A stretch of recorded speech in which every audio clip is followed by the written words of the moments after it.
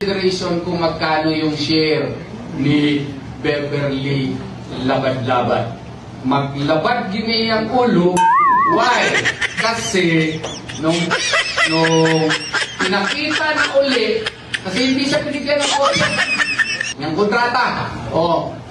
Naka-indicate yung 30%, pero yung other, basis ng 30%, blanco pa rin.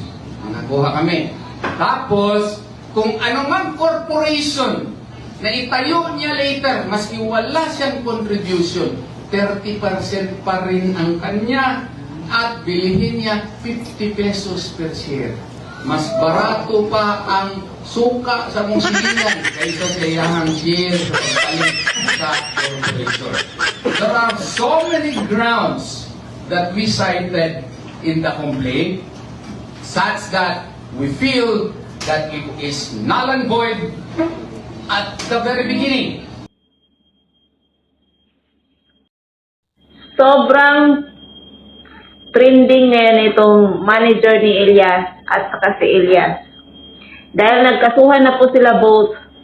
Si Elias kinasuhan yung manager niya, yung manager naman niya kinasuhan si Elias. Ay nako, sino kaya yung mananalo? Diba? Kasi 50-50 daw. O diba, upo ka lang doon, manunood ka lang. Tapos yung nasa stage, sobrang pinagpawisan ng tolong-todo. Tapos ikaw doon, nakaupo ka lang, tapos 50% sa'yo. Wow. Diba? Ang lala. Diba?